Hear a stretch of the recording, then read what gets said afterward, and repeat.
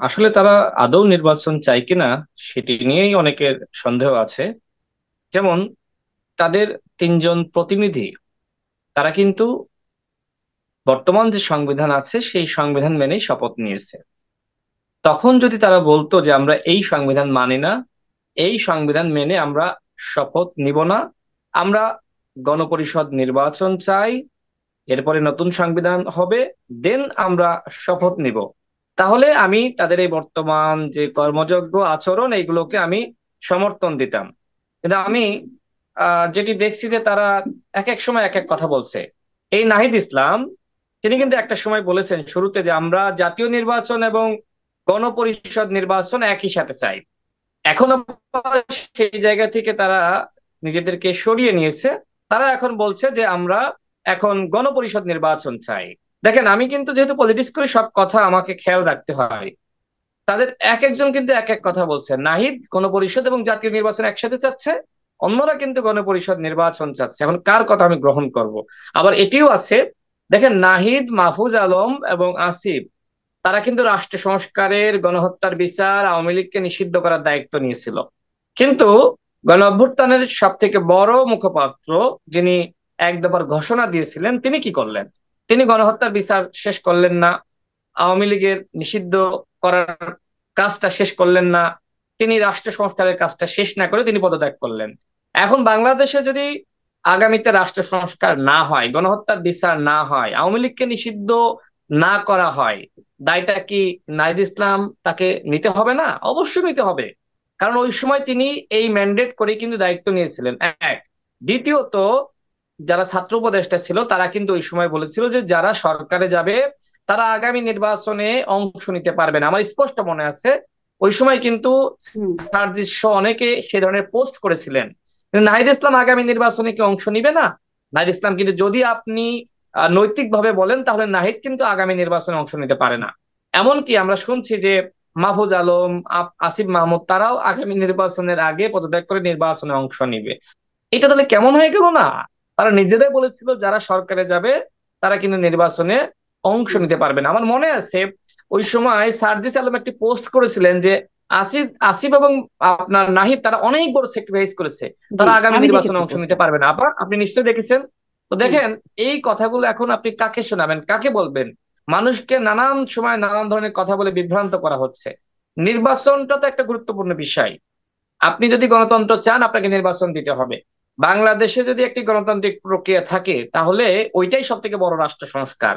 আর গণতান্ত্রিক প্রক্রিয়া যদি না চালু করে আপনি নানান ধরনের কথা বলতে থাকেন, তাহলে ওই সংস্কার দিয়ে জনগণের কিচ্ছু হবে না। আমি আমার অনেকগুলো বক্তব্যে বলেছি যে আপা, এত দলিল দস্তাবেজ তৈরি করে কোনো সংস্কার হয় না। ডক্টর ইউনূস স্যার 1 সপ্তাহ ধরে একটি জাতীয় সংলাপ করবে, 1 সপ্তাহ ব্যাপী। সেখানে ন্যূনতম বলেন বা সর্বোচ্চ বলেন, কতটুকু বিষয়ে মানুষ একমত হয়, কতটুকু বিষয়ে গণ অভ্যুত্থানের সকল স্টেক হোল্ডার একমত হয়, সেটাই কিন্তু গুরুত্বপূর্ণ বিষয়। দেখেন, যখন তারা কিন্তু বিভিন্ন কমিশন গঠন করেছে, আমাদের মতামতগুলো নিয়েছে না? নিয়েছে তো, বিএনপি নিয়েছে, আমাদের নিয়েছে, অন্যান্য স্টেক হোল্ডারের নিয়েছে, সাধারণ মানুষের নিয়েছে। সেই জায়গা থেকে আমরা কতটুকু বিষয়ে একমত হলাম, সেই বিষয়গুলোকে সামনে এনেই তো রাষ্ট্র সংস্কারের একটা প্রস্তাবনা তৈরি করতে পারতো। সেটি না করে তারা কি করলো? তারা মূলত লেন্দি করতে চায়। দেখেন, এই উপদেষ্টা পরিষদে যারা আছে, আমি নাম সহ বলতে পারি, তাদেরকে আমি নিজে টেলিফোন করেছি যে আপা একটু আসেন না প্লিজ, আমরা সংগ্রাম করছি, আপনারা আমাদের এই সংগ্রামে যুক্ত হলে, একটু প্রোগ্রামে আসলে আমাদের প্রোগ্রামটা একটু মিডিয়াতে আসে। অনেক স্যারকে, এখন উপদেষ্টা হয়েছে না, আমি নাম ধরে বলতে পারি। হ্যাঁ, আমার সাথে কেউ চ্যালেঞ্জ করলে চ্যালেঞ্জে আসুক, আমি বলবো। তারা কিন্তু আসে নাই, তারা এখন এই বিপ্লবী সরকারের উপদেষ্টা হয়েছে। What is this? যাদেরকে নিয়ে আপনি রাষ্ট্র সংস্কার করতে চান, তারা তো প্রথম আলো তো কলাম লিখেছে বঙ্গবন্ধু শেখ মুজিবুরকে নিয়ে। তারা কিভাবে আপনার আওয়ামী লীগকে নিষিদ্ধ করবে আপনি বলেন তো? এদেরকে আপনি কেন সরাচ্ছেন না? যারা ফেসবুকে পোস্ট করেছে ডক্টর মোহাম্মদ ইউনূসের দায়িত্ব সবার আগে আপনার ধানমন্ডি 32 সেটা পরিদর্শন করে আসা, সেই ব্যক্তিকে এই ছাত্ররাই উপদেষ্টা হুম। বানিয়েছে। তিনজন ছাত্র উপদেষ্টা বানিয়েছে, অমুক তমকের দশ হয়। কিন্তু আসলেই তো ফারুকীকে আসিফ, নাহিদ এবং মাহফুজ মিলে উপদেষ্টা বানিয়েছে। এই খবর কি মনিরা শারমিন জানে না? অবশ্যই জানে।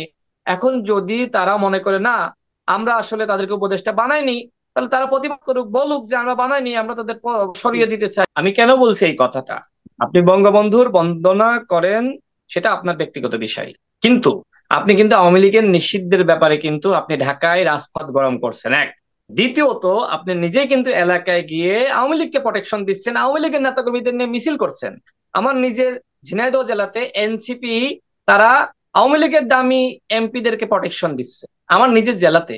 আপনি দেখেন, জাওয়াদ নির্ঝর, যিনি করাপশন ইন মিডিয়া নিয়ে কাজ করেন, তিনি ফেসবুকে পোস্ট করেছেন যে সার্জিস ওই এলাকায় কিভাবে আওয়ামী লীগের কোন নেতার সাথে ঘুরতেছে, ছবি তুলতেছে, মিছিল করতেছে, মিটিং করতেছে। হান্নান মাসুদ তার এলাকার আওয়ামী লীগের এমপির যে বিদ্রোহী গ্রুপ ছিল তারা আওয়ামী লীগের, তাদেরকে নিয়ে তিনি সমাবেশ করতেছেন। এই কাজগুলো কারা করতেছে? বলা হচ্ছে যে অমুক দল তমুক দল। আরে ভাই, অমুক দল তমুক দল যত না আওয়ামী লীগের নিষিদ্ধের ব্যাপারে কথা বলছে, তার থেকে তো বেশি আপনারা বলতেছেন, আমরা বলতেছি, মানে এনসিপি বলতেছে, গণ অধিকার পরিষদ বলতেছে। গণ অধিকার পরিষদ সর্বোচ্চ চেষ্টা করতেছে আওয়ামী লীগকে যাতে কোনোভাবেই কাছে তারা না ভিড়তে পারে। আমার জেলায় খোঁজ নিয়ে দেখেন, আমি তো দলের second in command, VP Nurul Haque নুরের জেলায় খোঁজ নিয়ে দেখেন, কিন্তু এনসিপির শীর্ষ নেতা আপনার সাজিদ আলমের জেলায় যদি এই ঘটনা ঘটে, তাহলে আপনি ঢাকায় আওয়ামী লীগের নিষিদ্ধের গরম বক্তব্য দেন, আর আপনি এলাকায় গিয়ে আওয়ামী লীগের নেতা কর্মীদেরকে জড়ো করে সমাবেশ করেন। এই যে দ্বিচারিতা, এই কারণেই তো প্রশ্নটা আসতেছে যে আপনি এই দ্বিচারিতা কেন করতেছেন। ঠিক আছে, আপনার বঙ্গবন্ধুর প্রতি ভালোবাসা সার্জিসের ছিল, গত বছরও ব্যাপকভাবে তিনি ভাইরাল হয়েছেন বঙ্গবন্ধুকে নিয়ে প্রশংসা করে। এই বছর তো শেখ হাসিনার পতনের সময় বঙ্গবন্ধু তো প্রাসঙ্গিক না, তাকে তো 75-এই তাকে হত্যা করেছে আওয়ামী লীগের নেতা কর্মীরা। তার মানে এখন কেন আপনি বঙ্গবন্ধুর মুজিববাদী সংবিধান মুজিবের বিরুদ্ধে বলছেন? মুজিব নামটি যে আপনি আপনি জিকিরের মতন করে আপনি জপলেন গত বছর, সেই মুজিব আপনার কাছে হঠাৎ করে কি এমন খারাপ হয়ে গেল যে তার মুজিববাদী সংবিধান মুজিবের বিরুদ্ধে বলতেছেন?